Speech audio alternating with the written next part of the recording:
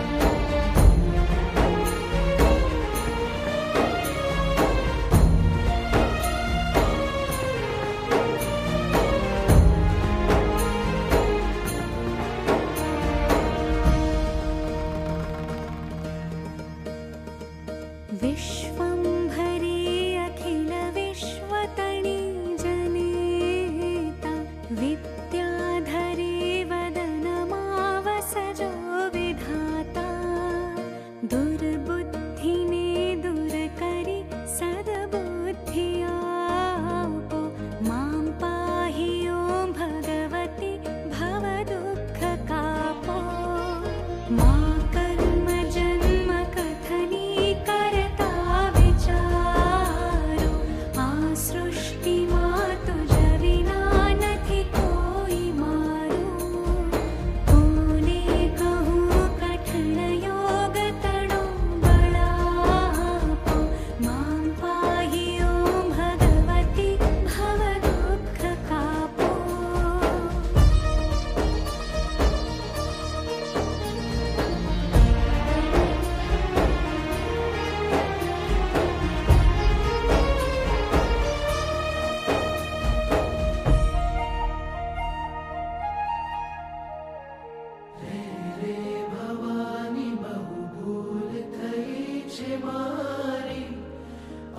जिंदगी थई मने अतिशयकारी